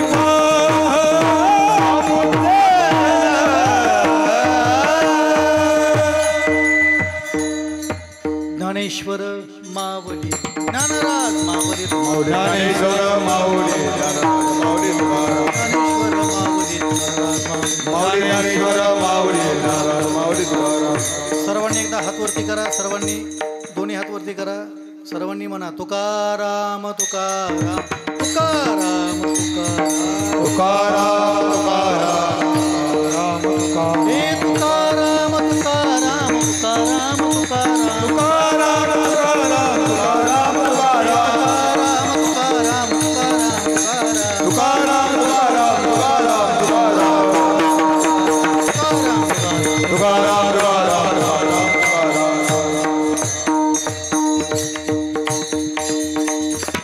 वाजवा एकदा जोरात टाळी. सर्वला धन्यवाद. शेवटच्या चरणात तुकोबरा स्त्रियांना म्हणतात मी भयभूत व्हात माझी संगती करू. प्रपंच सोडून माझ्या संगती होऊ नका. प्रपंच करत करत परमार्थ जाणा. शास्त्र अध्ययन करा आणि आपलं जीवन तृप्त करून घ्या. सर्वला धन्यवाद. आज आपल्या वर्दडी गावामध्ये सोमपुरी बाबाचा 156वा पुण्यतिथी सोहळा संपन्न झाला. त्या पुण्यतिथीच्या समाप्तीचा अवसर साधून आजच्या शेवटच्या दिवशी माझ्याकडे पहा ना एक सेकंद. चाललो मी बसलो गाडीत. एक सेकंद पहा. त्यांना त्रास झाला त्याने घेतलं त्याने उचललं. थोडंसं शरीरात ते उठत नव्हते त्यांना बळच उठून नेले की नाही. तेव्हा म्हटलं कशाला कीर्तनची मर्यादा मोडायची. म्हणजे त्यांना बराचसा वेळापासून त्रास होत होता पण तरी तिने तो सहन केला. तुम्ही थोडासा सहन करा की. वाजवा बरं टाळी. मी पण सहनच करावं ना. नाही कळलं एका पारू बाई मी पण सहनच करावं लागेल. सक्ती नाही. आता मला बसण्याची राईट्स आहेत. नाही कळलं ज्याला काही त्रास नाही ते बसतं तर मला बसायला पाहिजे ना. पण याकरता बोललो काही मर्यादा असतात सांभाळाव्या लागतात. भगवंत त्यांचं कल्याण करो. आमचे शरद भाऊ काकड्यांचा फोन आला. तानाजी महाराजांची इच्छा होती केदाराच्या निमित्ताने परिचय झाला असं नाही. त्यांच्या वडिलाच्या 13व्याच मी प्रवचन कीर्तन केलं होतं. अनिल महाराजांचा माझा खूप जुना संबंध प्रेमाचा संबंध. त्यांनी या गावात यापूर्वी बोलवलं होतं. कैलास महाराज खूप छान वाजवले. ताळी वाजवा महाराजांकरता. धन्यवाद. तुम्ही छान गायले. सुंदर साथ दिली दोघांनी. ही सर्व गाणारी वाजवणे म्हणजे सर्वांचा माझा आता आपला परिचय आत्ता झाला. डॉक्टर साहेबाचा परिचय असेल. काळजी साहेब निकाल साहेब तुमचा परिचय असेल. योगजी भाऊ असेल. ही सर्व मंडळी आता दादा काकडे साहेब तुमचा आत्ताच परिचय झाला की तुमच्याबद्दल दातृच्या संदर्भाने ऐकलं. कसं असतं आपल्या जीवनात काही प्राप्त झालं की माणसाने देत जावं बोलत जावं सांगत राहावं आपलं जीवन समर्पित करावं. पाठीमागे बाबाजी मोठी माणसं सर्वांचा परिचय नाही. त्यांचा माझा जुनाच परिचय होता. महिला मंडळ पुरुष मंडळ सर्वांना धन्यवाद व्यक्त करतो. सोमबाबाला मीच प्रार्थना करतो सोमपुरी बाबांच्या चरणी आपल्या सर्वांना दीर्घायुष्य लाभो. या सप्ताहाचं किती 43 का 47 43 वर्षे या सप्ताहाचं 43 वर्षे मी त्यांनाच प्रसाद करतो त्यांना प्रार्थना करतो. या सप्ताहाचे 100 वर्ष पूर्ण होत आणि त्या 100व्या वर्षी असे तुम्ही पुढे बसलेले असोत. तुमच्या सर्वांना दीर्घायुष्य मिळो असा भाव व्यक्त करतो. जाताना एक शेवटची प्रार्थना. एखाद्या कीर्तन प्रवचन आपल्या लक्षात नाही राहतं जाताना कोणता तरी संदेश घेऊन जावा. एवढाच संदेश असेल आईवडिलाची सेवा करा. कोणाची निंदा करू नका. माणसाच्या शरीरावर सर्वात पहिले जखम जिभेवरची दुरुस्त होते पण जिभेमुळे झालेली जखम दुरुस्त होत नसते. त्यामुळे जिभेने जखमा करू नका. बोलू नका काय गरज नाही. आपला आपला आनंदाने जगा. प्रॅक्टिस अभ्यास करा. जे भेटेल प्रारब्धानं वाटायला जे भेटेल तसं जगत राहू. ज्या दिवशी जे भेटेल त्याशी ते करत राहू बस. ज्या दिवशी मृत्यूला त्याशी आनंदाने स्वीकारावं. एवढं काय ताण घेऊन जगण्याचं. काही असू द्या, सुख दुःख मान अपमान जे विजय काही नसं पाहिजे ते काही. घडलं इट्स ओके वाचन जगायचं, गोवित फ्लो प्रवाहाप्रमाणे जगत राहा. एवढं फक्त सांगतो. आणखी एक प्रार्थना करतो, देशाशी एकनिष्ठ राहा. भारत नावाचा देश कोणत्या जातीचा, कोणत्या पक्षाचा, कोणत्या धर्माचा नाही. भारत हा माझा देश आहे. कारण आपण म्हणून भारत माझा, सर्वच जण म्हणले तर सर्वांनी तसंच वागायचं. तो कोणत्याही जाती धर्माचा व्यक्ती असो, भारताला तो माझंच म्हटलं पाहिजे. देश से है प्यार तो हर पल कहना चाहिए, मैं रहूं या ना रहूं भारत ही रहना चाहिए. त्यात उदात्त भावना असावी. किती सुंदर माईक सिस्टीम आहे. त्यांच्या माईक सिस्टीमचं कडवं तेवढं कौतुक आहे. आणि ते अगदी पाहू लागली सारखं. दुपारी माझं त्यांचं बोलणं झालं, कॉल झाला. नाही मी त्यांना हे विचारलं किंवा सकाळी काला झाला मग तुम्ही नाही होते म्हणे. मी आहे ना. हां म्हणून मग ठीक आहे. कसं असतं एवढ्या लांबून यायचं तर तुमच्यापर्यंत आवाज यांच्यामुळे तर जातो. हे आमचे धनुभाऊ कदा जोरात टाळी वाजवा. त्यांच्या सिस्टीमबद्दल धन्यवाद, त्यांनाही धन्यवाद. जाताना एक शेवटची प्रार्थना एवढीच असेल. मी एक संकल्प केला आहे. म्हणजे मी म्हणजे माझ्यासोबत हजारो मित्र आहेत माझे. आम्ही 1,00,000 मुलांचा एक संकल्प केला आहे. आपण इथून पुढे 2 कामं करायची. आपल्या स्वतःच्या संसाराकरता 2 मुलं ठेवायची.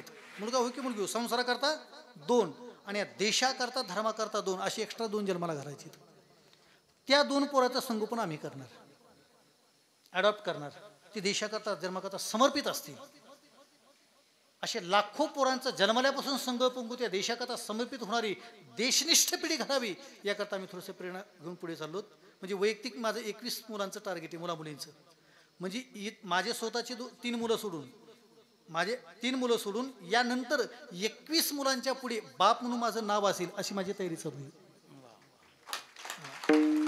जन्मलेलेच बालक ॲडॉप्ट करणे आणि ते करता चांगले त्यांना मराठी, हिंदी, इंग्लिश सगळ्या भाषा त्यांना स्ट्रॉंग, चेहरा मजबूत, समर्पण अशा बुद्धीतले असावेत.